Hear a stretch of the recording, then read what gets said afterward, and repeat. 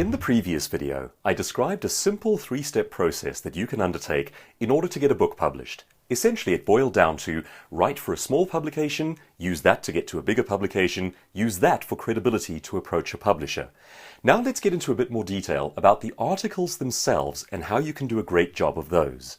The research shows that the best speeches, the best articles, the best communication are always anything that tells stories and makes visuals come alive in the imagination.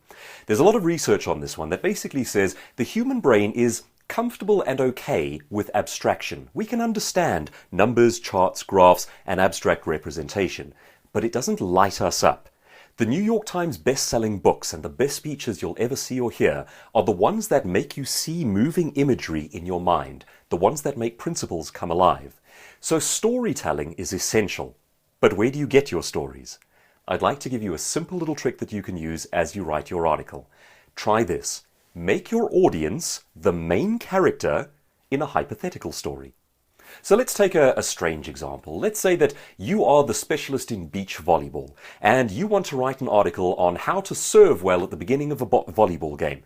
You don't need an actual story. What you say is this. It's a beautiful morning in San Diego and the crowds have lined up around you. The pressure is on and you are about to do the opening serve in the game that counts for the Nationals. Or something down those lines.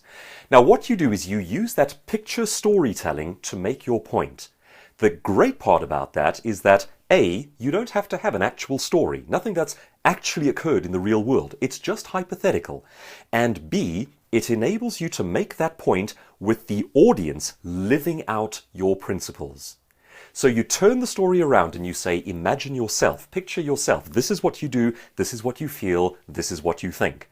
The more you write using that style, the more your ideas come to life. The more they do that, the more likely your chances of being published. The more likely your chances of being published, the greater your chances of being accepted by an editor. Let's get that book published, and that's one way in which you can start down that road.